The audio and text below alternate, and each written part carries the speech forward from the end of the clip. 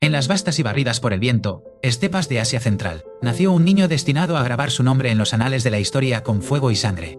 Su nombre era Atila, un líder que un día sería conocido como el azote de Dios.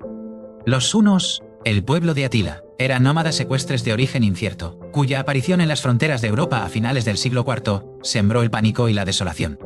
Su destreza en la guerra montada no tenía parangón, utilizando arcos compuestos con una eficacia letal desde la silla de montar Pontopesta. Vivían de la tierra, se movían con las estaciones, y consideraban a los pueblos sedentarios con una mezcla de desdén y oportunidad.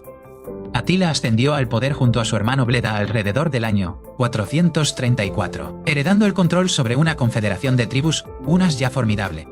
Juntos, gobernaron un imperio que se extendía desde los Alpes y el Báltico hasta el mar Caspio. Su corte era un campamento móvil, un mar de tiendas y caballos que seguía a sus líderes a través de las llanuras. La diplomacia de los hunos era simple y brutal: pagar tributo o enfrentar la aniquilación total. Su primera gran campaña se dirigió contra el Imperio Romano de Oriente, devastando los Balcanes en una serie de incursiones brutales. Ciudades como Naiso y Sérdica fueron saqueadas y quemadas hasta los cimientos, dejando un rastro de ruina a su paso. Los refugiados aterrorizados huían ante el avance de la horda, llevando consigo historias de una crueldad inimaginable. El emperador Teodosio II, humillado, se vio obligado a pagar un enorme tributo anual en oro para mantener a los hunos a raya. ¿Podría alguna fuerza terrenal detener el avance de este poder imparable? La relación entre Atila y Bleda se volvió tensa, cargada de rivalidad y desconfianza. La culminación de esta tensión fue la misteriosa muerte de Bleda alrededor del año 445, durante una cacería. Con su hermano fuera del camino, Atila se convirtió en el único y absoluto gobernante del Imperio Huno. Unió a todas las tribus bajo su mando indiscutible, forjando una máquina de guerra aún más poderosa. Su ambición no conocía límites, y pronto sus ojos se volvieron hacia el oeste, hacia el debilitado Imperio Romano de Occidente. La excusa para la invasión llegó de una fuente inesperada: Honoria, la hermana del emperador Valentiniano III. Desesperada por escapar de un matrimonio no deseado, Honoria envió su anillo a Atila. Él interpretó audazmente este gesto como una propuesta de matrimonio y una reclamación de la mitad del Imperio de Occidente como su dote. ¡Qué audacia la de este rey bárbaro! Valentiniano III rechazó furiosamente las demandas de Atila, preparando el escenario para una de las confrontaciones más épicas de la antigüedad. En el año 451, Atila reunió un ejército masivo, una horda compuesta por hunos, gépidos, ostrogodos y otras tribus germánicas subyugadas.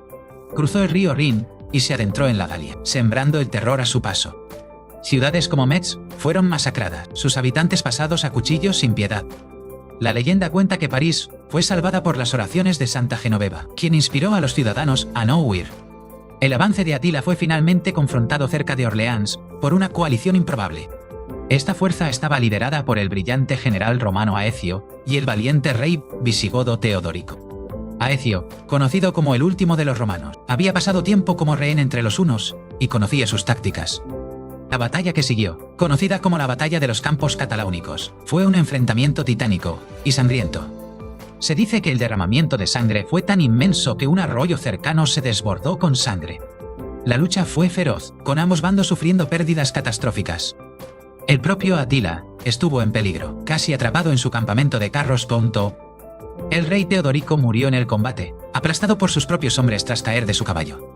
Su muerte, en lugar de causar pánico, enfureció a los visigodos, quienes lucharon con una ferocidad renovada. Aunque tácticamente inconclusa, la batalla detuvo el avance de Atila en la Galia y lo obligó a retirarse. Fue una victoria estratégica para la coalición romano-visigoda, demostrando que Atila no era invencible. A pesar del revés, Atila no fue derrotado y su sed de conquista no se había apagado. Al año siguiente, en el 452, invadió Italia, descendiendo desde los Alpes con una furia renovada. Las defensas del norte de Italia se desmoronaron ante su embestida. La rica ciudad de Aquilea fue sitiada y destruida tan completamente que las generaciones futuras apenas podían encontrar su ubicación. Milán y Pavía fueron saqueadas, y el pánico se apoderó de la península itálica. El terror de su nombre era suficiente para que muchas ciudades se rindieran sin luchar. El emperador Valentiniano III huyó de la capital imperial, Rávena, buscando refugio en Roma. El camino hacia Roma, el corazón simbólico del imperio, estaba abierto. Fue en este momento de desesperación que una embajada inusual fue enviada para encontrarse con Atila. El Papa León I, una figura de inmensa autoridad moral, lideró la delegación. Se encontraron con Atila en su campamento junto al río Mincio, cerca de Mantua. ¿Qué palabras se dijeron en esa fatídica reunión que cambiaron el curso de la historia? Los detalles exactos se han perdido en la niebla del tiempo, convirtiéndose en leyenda. La tradición cristiana sostiene que los apóstoles Pedro y Pablo se aparecieron a Atila con espadas desenvainadas, amenazándolo si no escuchaba al Papa. El resultado, sin embargo, fue asombroso. Atila, el temible azote de Dios, dio media vuelta. Se retiró de Italia, perdonando a la ciudad de Roma de la destrucción. Las razones de su retirada son objeto de un intenso debate histórico. ¿Fue la elocuencia del Papa, la promesa de un tributo aún mayor, o consideraciones más prácticas? La peste y el hambre estaban comenzando a devastar a su propio ejército, debilitando su fuerza. Además, una fuerza romana oriental había cruzado el Danubio, amenazando las tierras natales de los hunos. Probablemente fue una combinación de todos estos factores lo que selló la decisión de Atila. Atila regresó a su gran palacio en las llanuras de la actual Hungría, un vasto complejo de madera. Desde allí, planeaba futuras campañas, incluyendo otro asalto a Constantinopla. Sin embargo, su reinado de terror estaba a punto de llegar a un final abrupto e inesperado. En el año 453, Atila decidió tomar otra esposa, una hermosa princesa germánica llamada Íldico. La noche de bodas se celebró con un gran festín, lleno de bebida y jolgorio. Atila, como era su costumbre, bebió en exceso hasta altas horas de la noche. A la mañana siguiente, sus sirvientes, preocupados por su silencio, forzaron la entrada a la cámara nupcial. Lo encontraron muerto, acostado en su cama, ahogado en un torrente de su propia sangre. La causa oficial fue una hemorragia nasal masiva, exacerbada por su estado de embriaguez.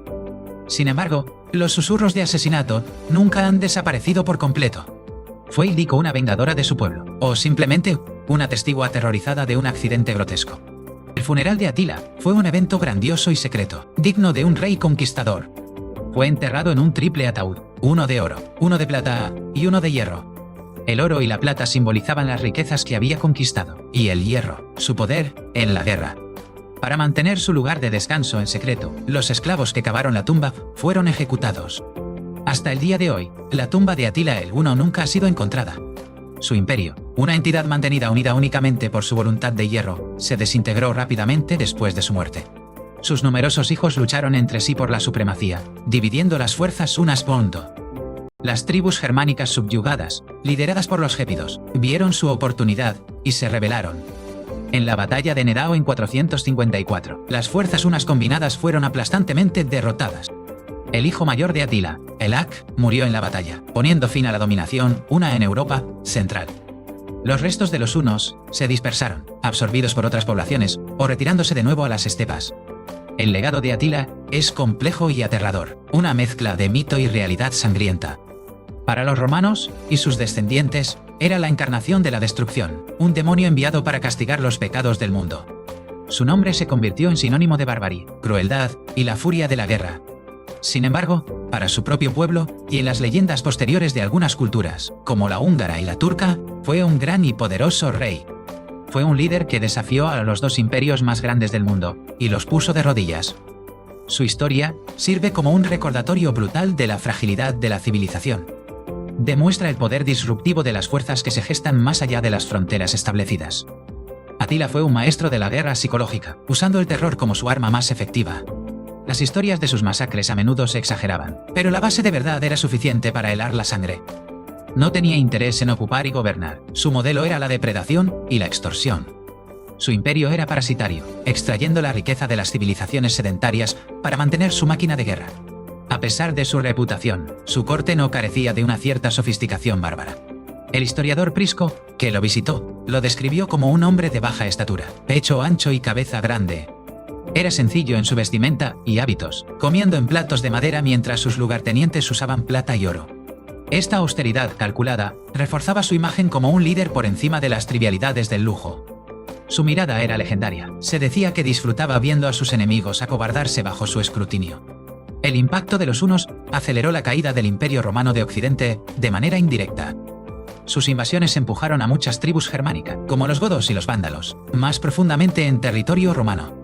Estas migraciones masivas pusieron una presión insostenible sobre las defensas y los recursos del imperio. Atila, por lo tanto, no solo atacó al imperio desde fuera, sino que también contribuyó a su desintegración desde dentro. El azote de Dios puede haber desaparecido hace mucho tiempo, pero el terror que inspiró resonaría a través de los siglos.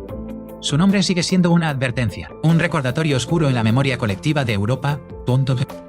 La figura de Atila representa el choque fundamental entre el nomadismo y la civilización sedentaria. Fue el último y más grande de los reyes guerreros bárbaros que amenazaron a Roma. Su imperio fue efímero, un destello de violencia que se extinguió tan rápido como apareció. Pero la cicatriz que dejó en el continente europeo fue profunda y duradera. ¿Fue simplemente un destructor, o también un catalizador involuntario para la creación de la Europa medieval? Al debilitar a Roma, creó un vacío de poder que sería llenado por los reinos germánicos que formarían las naciones modernas. La historia de Atila es, en última instancia, una historia sobre el poder, la ambición y la naturaleza cíclica de la construcción y destrucción de imperios. Un hombre de las estepas que hizo temblar al mundo conocido. Su paso por la historia fue como un incendio forestal, rápido, devastador e inolvidable. El mundo nunca volvería a ser el mismo después de la llegada de los hunos. La caballería juna, con sus tácticas de golpear y huir, revolucionó la guerra en Europa. Usaban estribos, una innovación que les daba una estabilidad superior en la silla de montar. Sus arcos compuestos, hechos de madera, cuerno y tendón, eran armas de un poder temible. Podían perforar las armaduras romanas a una distancia considerable, sembrando el caos antes de que comenzara el combate cuerpo a cuerpo. La ferocidad de los hunos en la batalla era legendaria, a menudo acompañada de gritos aterradores. Practicaban la deformación craneal artificial, alargando sus cabezas para parecer más intimidantes. Esta apariencia extraña, combinada con su reputación, los hacía parecer inhumanos a sus enemigos. Atila entendía que el miedo podía derrotar a un ejército antes de que se desenvainara una sola espada. Su estrategia a menudo implicaba evitar batallas campales, a menos que las probabilidades estuvieran abrumadoramente a su favor. Prefería el saqueo rápido, la destrucción de la infraestructura agrícola y la extorsión de tributo. El oro que fluía de los imperios romanos financiaba su lealtad y su maquinaria de guerra. Sin este flujo constante de riqueza, su confederación de tribus probablemente se habría disuelto. La diplomacia de Atila era tan astuta como brutal. A menudo enfrentaba a sus enemigos entre sí, explotando las rivalidades entre romanos y germanos. Recibió a numerosos enviados y desertores en su corte, recopilando información valiosa. Su imperio no tenía una burocracia compleja, se basaba en relaciones personales y lealtad al líder. La muerte de un líder tan carismático significó inevitablemente el colapso del sistema. El nombre Atila es de origen gótico y significa padrecito, un apodo posiblemente dado por sus súbditos godos. Esta denominación contrasta fuertemente con su apodo romano, el azote de Dios. Muestra las perspectivas radicalmente diferentes que la gente tenía de este hombre complejo. En la saga nórdica, Volsunga, Atila aparece como Atli, un rey feroz y codicioso.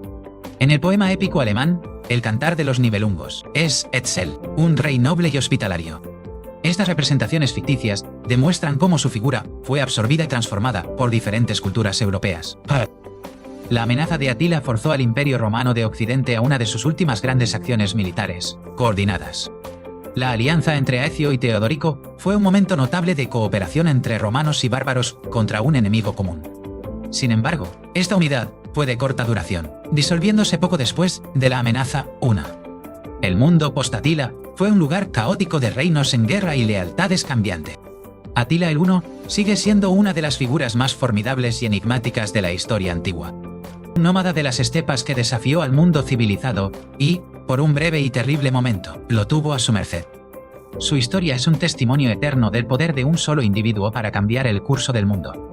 El eco de los cascos de sus caballos todavía resuena en los pasillos más oscuros de la historia europea. El azote de Dios había llegado y se había ido, pero nunca sería olvidado.